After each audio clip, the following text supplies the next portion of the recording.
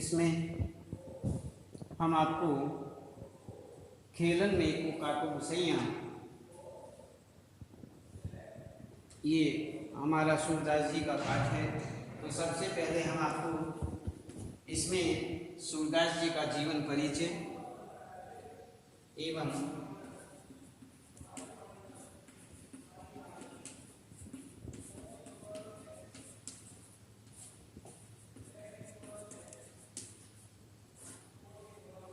साहित्यिक परिचय,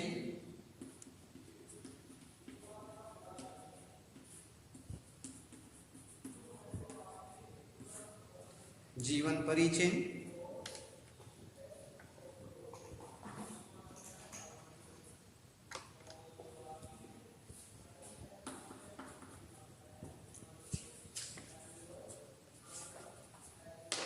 और इसमें रचनाएं,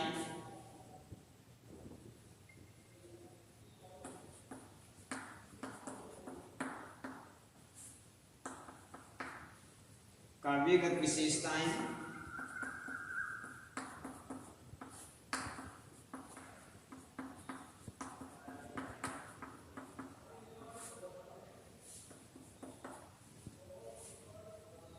भाषा शैली,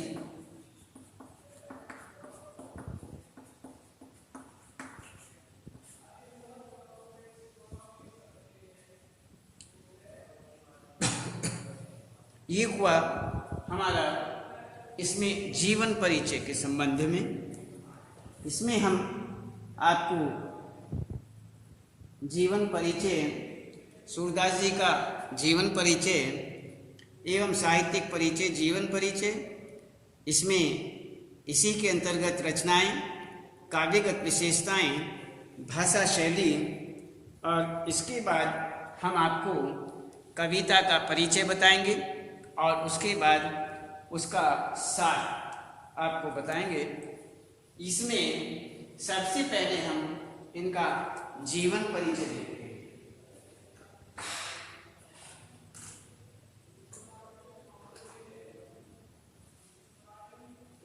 तो ये हमारा हुआ इसमें जीवन से संबंधित। अब सबसे पहले हमने देखा कि जीवन परिचय के अंतर्गत सूरदास का जो जन्म है, जन्म स्थान, वो रुणकता या रेणुका क्षेत्र माना जाता है। इसमें कुछ विद्वानों ने इनका जन्म स्थान दिल्ली के निकट सीही ग्राम को माना है। इनका जन्म सन 1478 में हुआ था। सूरदास मथुरा और वृंदावन के बीच गौ घाट पर रहते थे। सूरदास महाप्रभु वल्लभाचार्य के शिष्य तथा पुष्टि मार्गी संप्रदाय के अष्टछाप कवियों में सर्वाधिक प्रसिद्ध माने जाते थे। सूरदास के बारे में कहा जाता है कि ये जन्मांध थे। जन्मांध किसे कहते हैं? कि जन्म से अंधा हो, जिसका जन्म ही अंधेपन में हुआ, अर्थात जन्म होते समय ही अंधा हो, नेत्रहीनता हो, नेत्र ज्योति न हो, उसे जन्मांध कहा जाता है, जन्म से अंधा। लेकिन कुछ विद्वान जन्म से अंधा मानते हैं, कहते हैं कि ये जन्म से अंधे थे, जन्मांध थे। परंतु कुछ विद्वान इनको कहते हैं कि जन्म से अंधे नहीं थे, ये बाद में अंधे हुए, बाद में इनकी नेत्र ज्योति नष्ट हुई, पहले ये ठीक थे। अलग अलग मत हैं। इसमें सूरदास के बारे में कुछ विद्वान कहते हैं कि ये जन्मांध थे, परंतु इनके काव्य में प्रकृति और मनुष्य के सौंदर्य के वर्णन को देखकर कहते हैं कि इनके जो काव्य हैं उन काव्यों में जो उन्होंने वर्णन किया, प्रकृति का वर्णन किया, अन्य मनुष्यों के सौंदर्य का वर्णन किया, इतना सूक्ष्म वर्णन इन्होंने किया कि उसे देखकर यह विश्वसनीय नहीं लगता कि ये जन्म से अंधे थे। ऐसा नहीं कहा जा सकता। यदि इनके आप उस प्रकृति और मनुष्य के सौंदर्य, सूक्ष्म सौंदर्य का वर्णन आप यदि सुनते हैं तो आप ये विश्वास नहीं कर सकते कि ये जन्म से अंधे थे। सूरदास जब गांव घाट पर रहते थे तब एक दिन वल्लभाचार्य से इनकी मुलाकात हो गई। सूरदास ने उन्हें एक पद गाकर सुनाया। इनकी तन्मयता और गायन प्रतिभा को देखकर वल्लभाचार्य ने इन्हें अपना शिष्य बना लिया। अब सूरदास कृष्ण लीला गायन और भजन कीर्तन करने लगे। इनकी मृत्यु सन 1583 में हुई। ये इनका थोड़ा सा संक्षिप्त जीवन परिचय हुआ। ये इनका थोड़ा संक्षिप्त परिचय। अब हम देखते हैं रचनाएं। रचनाओं के अंतर्गत सूरदास के सूर सागर में गोपियों की विरह वेदना, गोपियों की जो विरह वेदना है वह बड़ी जटिल समस्या बनकर के सामने आई। कहते हैं विरह वेदना के विस्तार के बीच सगुण भक्ति से निर्गुण भक्ति और भक्ति से ज्ञान तथा योग के द्वंद्व की अभिव्यक्ति हुई है। योग के द्वंद्व की अभिव्यक्ति यहां पर है। इनके अन्य ग्रंथ भी हैं जो इस प्रकार से हैं। सूर सारावली, साहित्य लहरी, नल दमयंती, व्याहलो, इस प्रकार इनकी विशेष रचनाएं हमने आपको बताई। अब आगे देखते हैं काव्यगत विशेषताएं। सूरदास सगुणोपासक, सगुण उपासक श्री कृष्ण भक्त कवि हैं। सूरदास जो हैं गुणों के उपासना करते हैं, सगुण हैं और कृष्ण भक्त कवि हैं। उन्हीं के विषय में विशेष रूप से ये पद्य रचनाएं करते हैं। इन्होंने कृष्ण के जन्म से लेकर, कृष्ण का जब जन्म हुआ उस समय से लेकर के मथुरा जाने तक, जब से जन्म हुआ और ये मथुरा गए उस समय तक, जाने तक की जो कथा है और उनकी विभिन्न लीलाएं हैं, उन लीलाओं से संबंधित अत्यंत मनोहर पदों की रचना की है। सूरदास के काव्य में श्री कृष्ण की बाल लीलाओं का वर्णन अपनी सहजता, मनोवैज्ञानिकता और स्वाभाविकता के कारण यहाँ अद्वितीय माना जाता है। इनका सहजपन,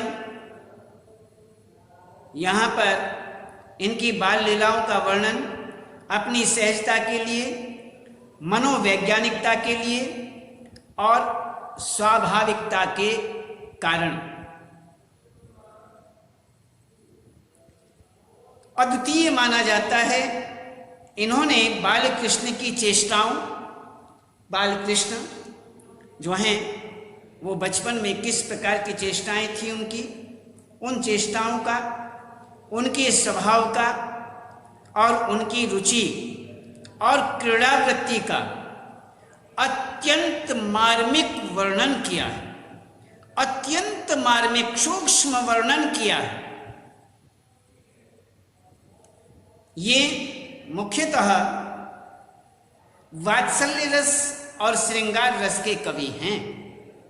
यदि देखा जाए विशेष रूप से, यदि ये परखा जाए कि ये कौन से रस के कवि हैं, तो इसमें सबसे पहले हमारे सामने ये बात आती है कि ये वात्सल्य रस, वात्सल्य जो रस है उसके कवि हैं, उसके विषय में ये विशेष रूप से लिखते हैं। और ये एक श्रृंगार रस के कवि हैं, श्रृंगार के विषय में ये विशेष रूप से लिखते हैं। तो ये हुए वात्सल्य रस और श्रृंगार रस के कवि।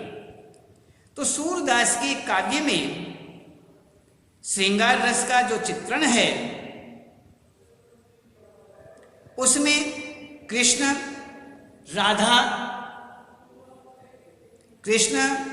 राधा तथा अन्य गोपिकाओं का प्रेम, दैनिक जीवन के कार्यों और व्यवहारों के बीच, जो भी व्यवहार और दैनिक कार्य थे, दैनिक जीवन था, उन कार्यों और व्यवहारों के बीच विकसित हुआ।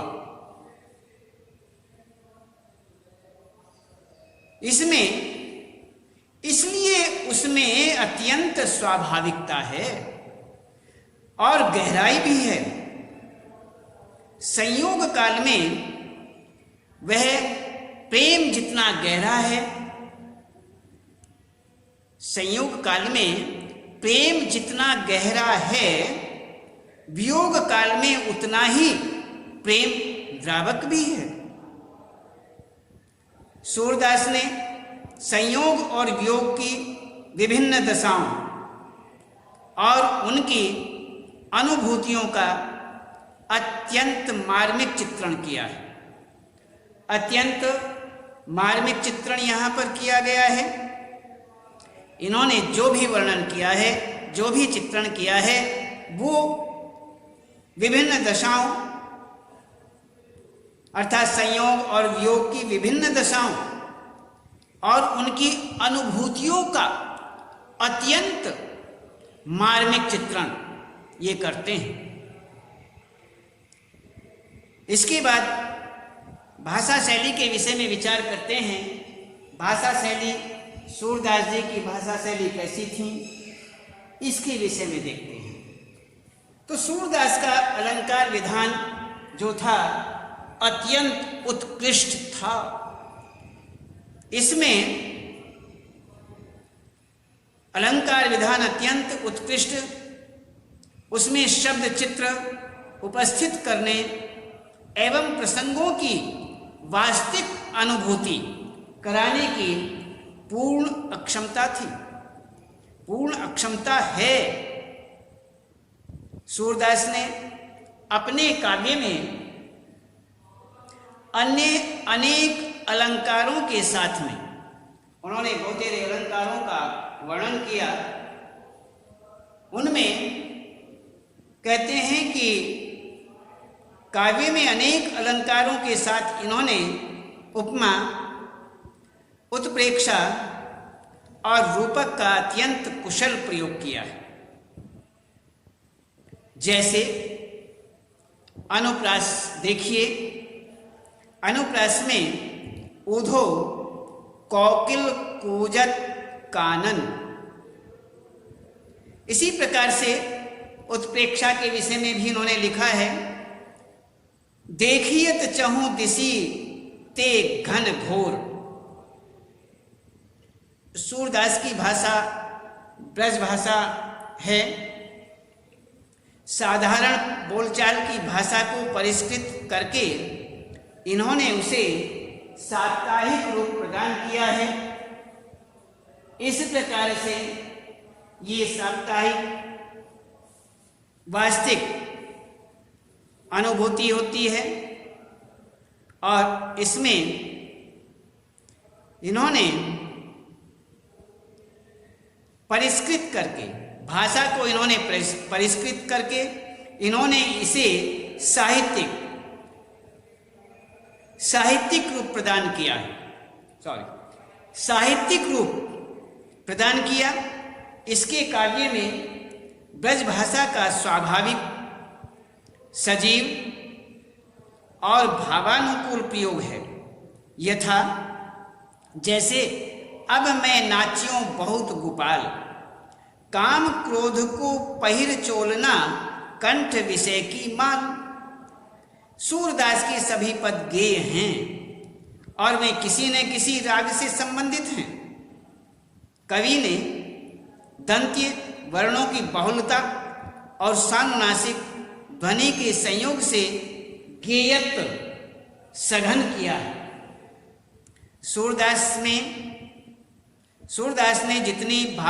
सूरदास के अंदर जितनी भावुकता है उतनी ही चतुरता व वाक चातुर्यता भी है। गोपियों के कथनों से ये बात हमें विशेष रूप से स्पष्ट हो जाती है। संदेश अनि मधुबन कूप भरे, जो कौ पथिक गए हैं, योत फ्री नहीं गवन करे, के वही श्याम सिखाए समोधे, कई वे बीच मरे। इस प्रकार से यहाँ पर आपको हमने इनका जीवन परिचय, साहित्य से संबंधित परिचय, रचनाएं, काव्यगत विशेषताएं और अन्य भाषा शैली आदि के विषय में बताया। अब हम देखते हैं कविता का थोड़ा परिचय। इसमें एक पहला पद है। उस पहले पद में श्री कृष्ण की बाल लीला का वर्णन किया गया है। खेल में हार जाने पर कृष्ण अपनी हार को स्वीकार नहीं करना चाहते। यहाँ बाल मनोविज्ञान का सूक्ष्म चित्रण देखा जा सकता है। इसमें हम दूसरे पद के विषय में बात करते हैं कि दूसरे पद के अंतर्गत गोपियां जो हैं आपस में अपनी सखियों से कृष्ण की मुरली के प्रति जो रोष प्रकट करती हैं उसके विषय में बताया गया है। उसमें वह क्रोध प्रकट करती हैं, उससे कृष्ण के प्रति उनका प्रेम ही प्रकट होता है। मुरली कृष्ण के नजदीक ही नहीं है, वह जैसा चाहती है कृष्ण से वैसा ही करवाती है। इस तरह एक तो वह कृष्ण की आत्मीय बन बैठी है, अपनत्वता उसके अंदर है, और दूसरे वह गोपियों को कृष्ण का कोप भाजन भी बनवाती है। तो इस पद में गोपियों का मुरली के प्रति ईर्षा भाव प्रकट हुआ है। अर्थात यहाँ पर भगवान से, कृष्ण से वह किसी भी प्रकार से उनके किसी भी शरीर से, वेशभूषा आदि से वो कभी कोई द्वेष नहीं करती हैं, ईर्ष्या नहीं रखती हैं। लेकिन यहाँ पर वह तो उनसे प्रेम करती हैं, प्रेम भाव उनका प्रबल है। बस मुरली जो उनके पास है, इस मुरली को आप समझिए कि ये क्या है। अर्थात यहाँ मुरली के विषय में इसलिए यहाँ ईर्षा भाव पैदा होता है कि वह भी स्त्रीलिंग शब्द है। मुरली स्त्रीलिंग है, इसलिए स्त्री से इसलिए थोड़ा ईर्षा करते हैं कि जिससे मैं प्रेम करती हूँ वह दूसरी स्त्री उससे क्यों पास आती है, क्यों प्रेम करती है। ईर्षा भाव यहीं पैदा होता है। तो इस प्रकार से यहाँ पर ये दो पद हुए, इन दोनों पदों के अंतर्गत अब थोड़ा इसमें हमने आपको यहाँ पर ये बताया कि कवि खेलन में काको गुसैया सूरदास जी की रचना है और इन्होंने सूरदास जी ने ये रचना की। सबसे पहले हमने आपको क्या बताया, सूरदास जी का परिचय।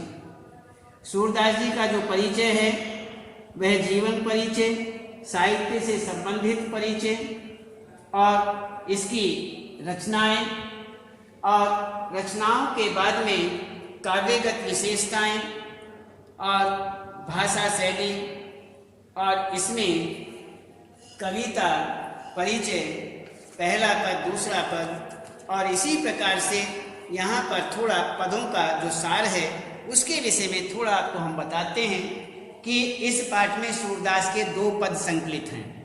पहले पद में बालक श्री कृष्ण का साथियों के साथ खेलने का वर्णन दिया है, जिनमें वे हार जाते हैं। वे हार कर भी अपनी हार स्वीकार नहीं करना चाहते। वे अपनी झल्लाहट प्रकट करते हैं जिससे उनके बाल सखा प्रभावित नहीं होते। वे कहते हैं खेल में कोई किसी का मालिक नहीं होता है, हम तुम्हारी जमीन में नहीं बसते हैं, अधिक गायें रखने मात्र से ही तुम हमसे बड़े नहीं हो जाते।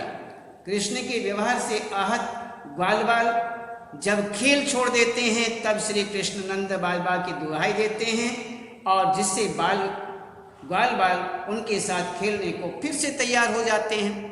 ये एक पद के अंदर आता है। दूसरा पद है गोपियां जो हैं अपनी अन्य सखियों से मुरली के प्रति अपना सोतीय डाह प्रकट कर रही हैं।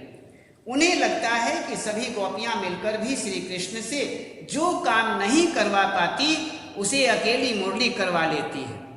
मुरली सदैव कृष्ण के निकट रहती है, इसी के कारण गोपियां कृष्ण की निकटता पाने से वंचित रह जाती हैं।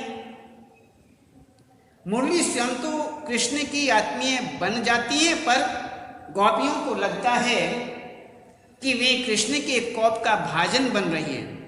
मुरली के प्रसन्न होने पर ही कृष्ण आनंद से झूमने लगते हैं। गोपियों का कहना है कि श्री कृष्ण मुरली के कहे अनुसार ही ये कहे अनुसार ही सारा काम करते हैं।